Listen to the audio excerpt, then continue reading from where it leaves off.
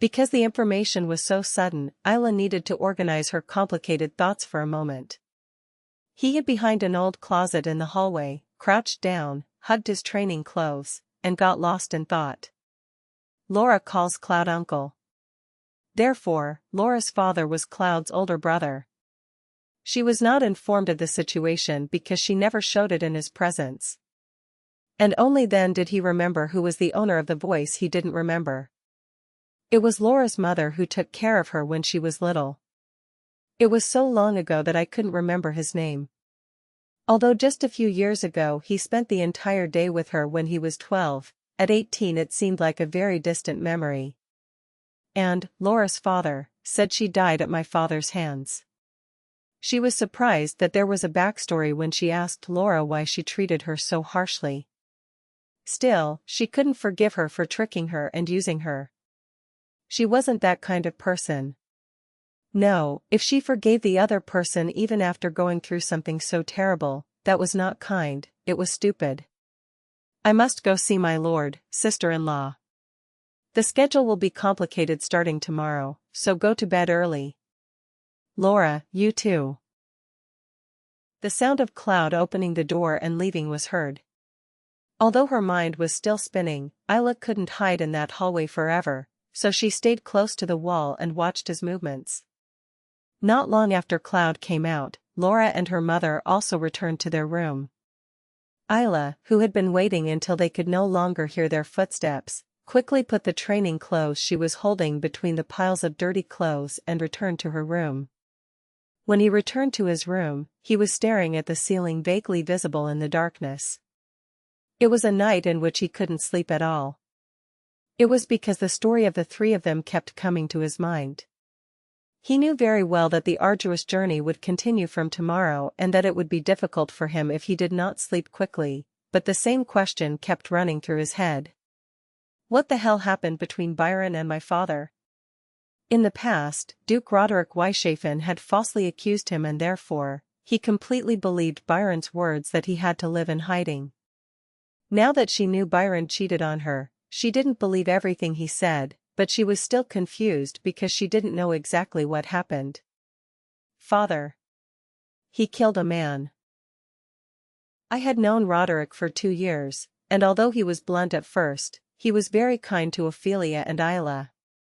Of course, he was a sword master who had excellent sword skills, and he was the leader of the Weishafen Knights, called the Guardians of the Palace Empire, so he could have eliminated countless enemies on the battlefield. But what if everything Byron says is true? If my father is really a villain? No, that couldn't have been the case.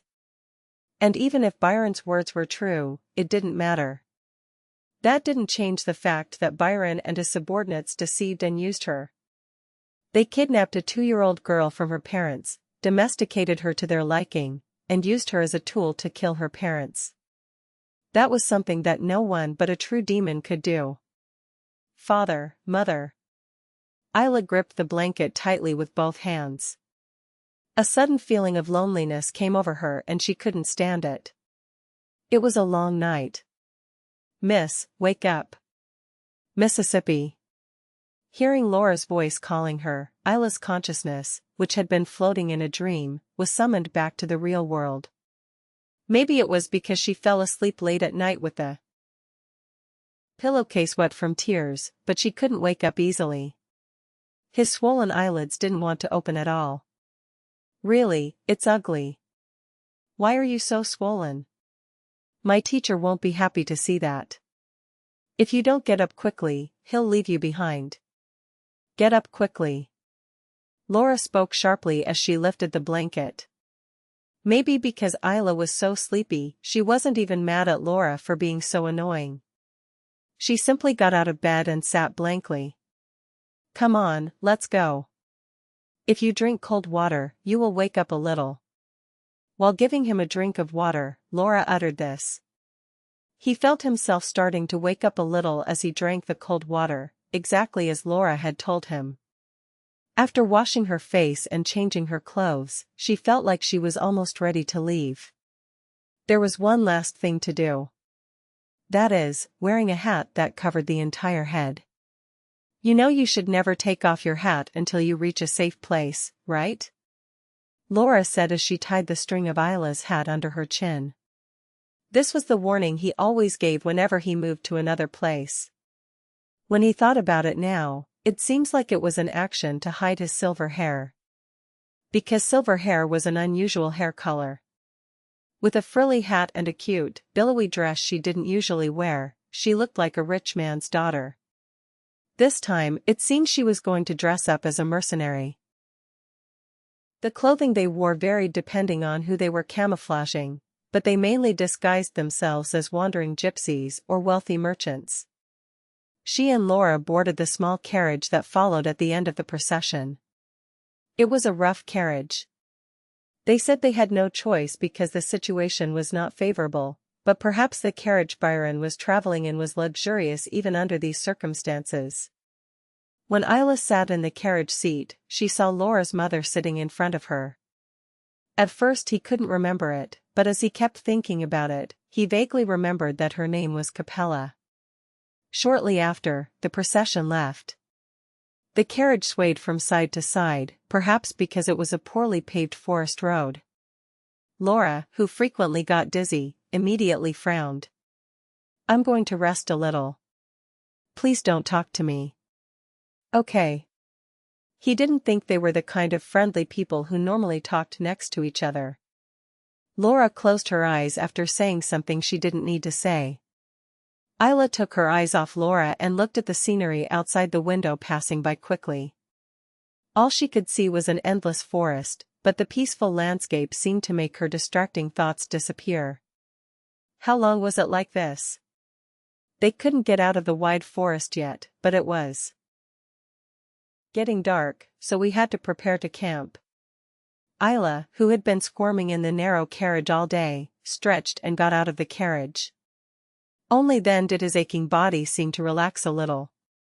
After filling his stomach with simple food, he entered the small tent he shared with Laura and could barely remove the hat he had been wearing all day. It was summer and hot, so it was difficult to even wear a hat. Since they were camping, it wasn't easy to get water, but luckily or unfortunately, there was someone obsessed with her hair, so Laura brought water. It was to wash Ayla's hair. Because she was exhausted from the arduous journey, Laura didn't say a word while washing her hair. It was something Ayla was grateful for. She also kept her mouth shut, so there was only silence in the store. After carefully drying her washed hair, Ayla and Laura lay down in their sleeping bags without saying a word, probably because they were both exhausted. As they lay side by side, trying to sleep, he suddenly remembered the conversation he overheard last night. If I looked at it like that, Laura was also a very patient person.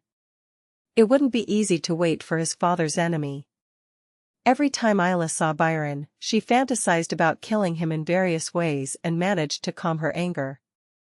When she thought that maybe Laura was also looking at her with the same feelings, she almost burst out laughing.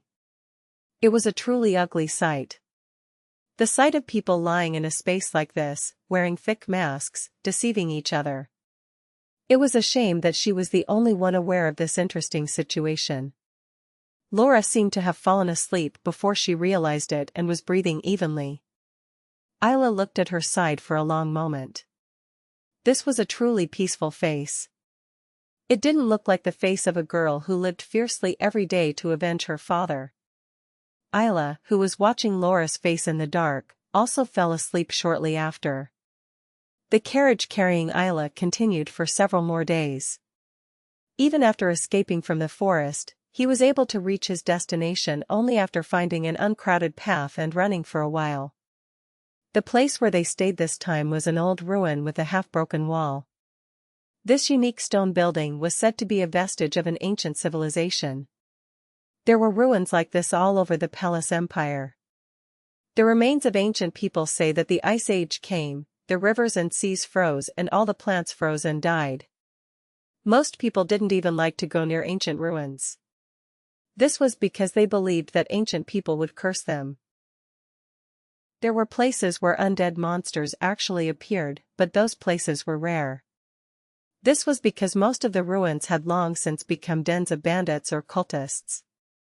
Thanks to this, it was perfect as a hiding place for fugitives like Byron. Yes, I've stayed in places like this before. Ayla looked at the old wall covered in moss and vines and gently closed her eyes, as if trying to reflect on those memories. He moved so often that most places were the same, but this place was a little special and it stayed in his memory.